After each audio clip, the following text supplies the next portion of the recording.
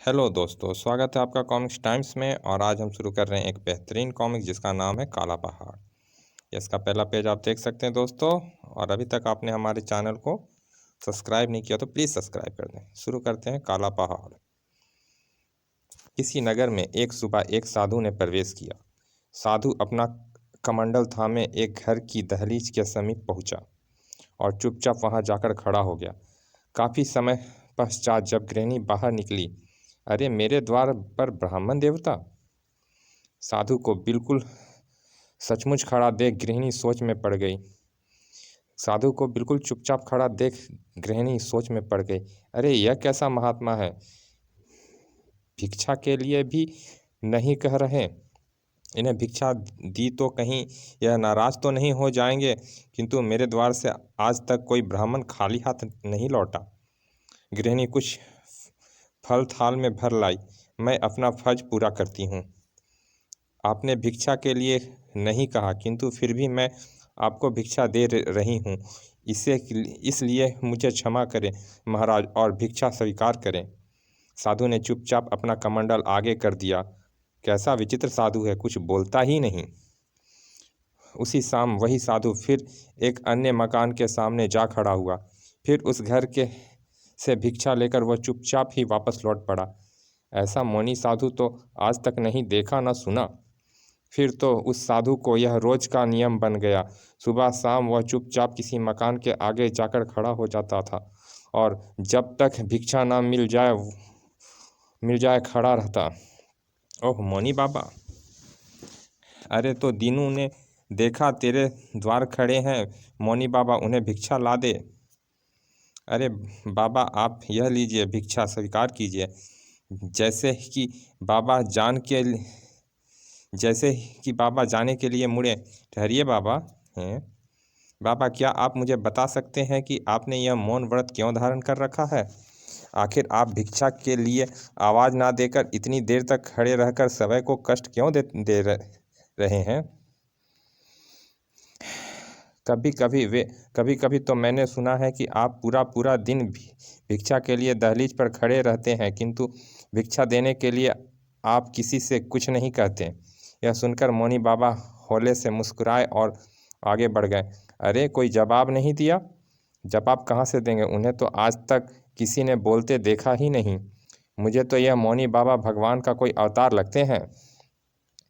धीरे धीरे वह साधु मौनी बाबा के नाम से प्रसिद्ध हो गया। मौनी बाबा, माँ बापू मौनी बाबा आए हैं। लोग श्रद्धापूर्वक उनके चरण धोकर पीने लगे। हमारे धन भाग्य मौनी बाबा, जो आपने हमें सेवा का मौका प्रदान किया। किंतु उस दिन रोज की तरह मौनी बाबा भिक्षा के लिए एक मकान की दहलीज के निकट जाकर खड़े हो गए। ओह मौनी बाबा, मुझ अपाहिज के घर पधारे हैं और मैं चलकर ठीक से उनके दर्शन भी नहीं कर सकती, उन्हें भिक्षा भी नहीं दे सकती। मौनी बाबा, तुम व्यर्थ ही परेशान क्यों हो जाती हो? माँ, मौनी बाबा को भिक्षा मैं दे आता हूँ। जा बेटा जा, मौनी बाबा का आशीर्वाद भाग्यवानों को ही मिलता है। बाबा कमंडल आगे कीजिए और भिक्षा ग्रहण कीजिए। मेरी माँ तो चल नहीं सकती ना, इसीलिए भिक्षा देने मैं आया हूँ। बाबा आप कमंडल आगे क्यों नहीं करते? क्या मेरे हाथों से भिक्षा स्वीकार नहीं करेंगे बाबा? इसी पल बच्चे के मुंह से चीख निकल गई, माँ छनाक! मौनी बाबा के हाथ में खंजर देख वह मासूम बालक भय से कांपता हुआ पलटा ही था कि मेरा लाल आ खचाक! माँ नहीं! घसीटती हुई अपाहिज माँ अपने बच्चे के धड़ के निकट पहुंचकर चीखने लगी। अरे शैतान मौनी बाबा, मेरे मासूम बेटे ने तेरा क्या बिगाड़ा था दुष्ट? उफ, यह क्या हो गया मेरे लाल, तुझे यह क्या हो गया? भिक्षा देकर लौटा क्यों नहीं रे तू? ओह रुक्मणी बहन, यह सब कैसे हुआ? कौन था वे दुष्ट हत्यारा जिसने एक मासूम बालक को इतनी निर्ममता से मार डाला? मैं ना जानती थी कि दुष्ट मौनी बाबा मेरे बच्चे का प्राण हर लेगा। मौनी बाबा? तो क्या यह दुष्कर्म मौनी बाबा ने किया है? असंभव! मौनी बाबा और ऐसा घृणित कार्य! हम तो उन्हें देवता स्वरूप समझते थे। मैं तो उनके चरण धोकर पीती थी। रुक्मणी बहन, तुम्हें अवश्य ही कोई धोखा हुआ है। मौनी बाबा को पहचानने में तुम्हें अवश्य ही कोई भूल हुई है। कभी नहीं, मैं उस हत्यारे को लाखों की भीड़ में भी पहचान सकती हूँ। वो दुष्ट मौनी बाबा के रूप में हम सबको धोखा दे रहा है। अगर यह हत्यारा मेरे सामने आ जाए तो मैं उसका मुंह नोच लूँगी, उसके हाथ काट डालूँगी। जिसने मुझसे मेरे बुढ़ापे की लाठी को मुझसे जुदा कर दिया। अगर यह दुष्कर्म वाकई मौनी बाबा ने किया है तो उन्हें इसका दंड भुगतना होगा। हमें फौरन पीपल वाले मंदिर चलना चाहिए। किंतु अगर मौनी बाबा ने ही यह कृत्य दिखाई होगी तो अब वे हमें कहाँ वहाँ क्यों मिलेंगे, अभी पता लग जाएगा। जबकि मौनी बाबा एक अन्य मकान के आगे मौन व्रत धारण किए खड़े थे। ओह मौनी बाबा, आज तो ईश्वर सवय मेरे घर पधारे। लक्ष्मी, अरे ओ लक्ष्मी, देख मौनी बाबा आए हैं। आज इनके चरण धोकर पीने की मेरी इच्छा पूर्ण होगी। मौनी बाबा, जा जल्दी से जाकर एक थाल में जल ले आ। आइए महाराज, पधारिए, थोड़ी ही देर में। महाराज, अपने पाँव से छुआकर इस जल को अमृत बना दीजिए ताकि इसे पीकर मैं धन्य हो सकूं। मौनी बाबा के चरण धोता वह एकाएक चौंक पड़ा। यह क्या? मौनी बाबा के पाँव में रोम छिद्रियाँ से तो काला पसीना बह रहा है। ओह, अवश्य ही यह जल अब अमृत बन गया है। इसे पीकर मैं अमर हो जाऊंगा। किंतु जल पीते ही वह जल बिन मछली के समान तड़पने लगा। यह मुझे क्या हो रहा है? मेरे गले में कांटा से क्यों चुभ रहे हैं? स्वामी, क्या हुआ आपको? स्वामी, क्या हुआ? कैसा दर्द है यह? ओह, मेरे जिस्म में आग लगी है।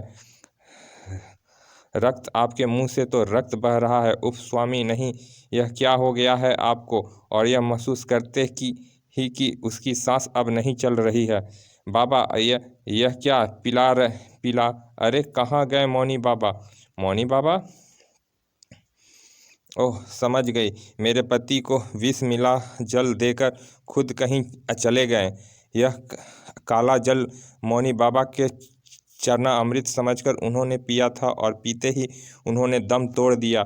मौनी बाबा धर्मात्मा नहीं हो सकता, वो हत्यारा है। उसने मेरे स्वामी की जान ली है। मैं उसका खून पी जाऊंगी। किसी की शुद्धता का यह फल किसी का श्रद्धा का यह फल उसे देना तो एक महात्मा का कार्य हरगिज नहीं हो सकता।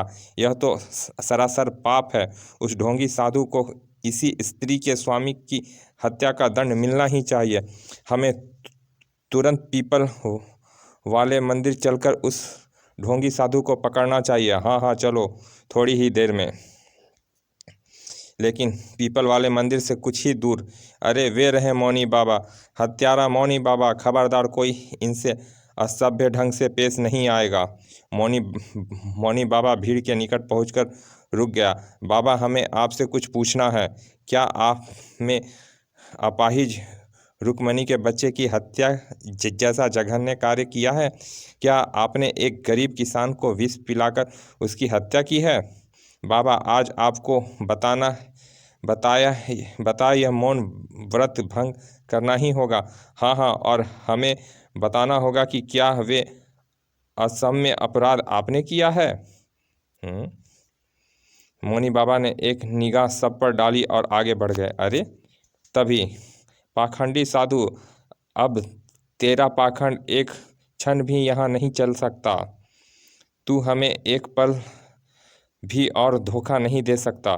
दुष्ट तू साधु के वेश में छिपा हुआ कोई शैतान, भेड़ की खाल में भेड़िया है तू। गांव वालों, देखते क्या हो? यह दुष्ट इतने दिनों तक हमें मूर्ख बनाकर हमारी भावनाओं को ठगता रहा है। मारो मारो मारो मारो इसे। तीव्र शोर मचाती हुई भीड़ इस पर टूट पड़ी। मारो मारो। और फिर बस इस शैतान के लिए इतना ही काफ़ी है। बाकी का काम इस जंगल के भयंकर गिद्ध व चील कौवे कर देंगे। भीड़ साधु को अधमरा ही छोड़ वापस चली गई। तभी फड़ फड़ गिद्ध एक वृक्ष पर बैठ गया और तभी हा हा हा हा है आखिर मैंने तेरा व्रत भंग कर दिया। हा हा हा। अब तुझे इस नगर में कोई भिक्षा नहीं देगा। तू तू कभी काले पहाड़ तक नहीं पहुंच सकेगा। हा हा हा हा हा। गिद्ध उड़ता हुआ साधु की निगाहों से लोप हो गया, जबकि साधु गहन अध्ययन में लीन हो गए। उधर अगले दिन भोर के उजाले की किरण में हैजे के प्रकोप का आतंक लेकर आई। आह, मेरे पेट का दर्द, यह दर्द मेरी जान लेकर छोड़ेगा। नहीं, मैं अभी वैद्य जी को लेकर आती हूँ। थोड़ी देर बाद, ओह, इसे तो हैजा हो गया। ओह, देख देखते ही देखते उसके प्राण पखुड़े उड़ गए। ओह नहीं स्वामी, नगर में हैजे का प्रकोप बुरी तरह से फैल गया।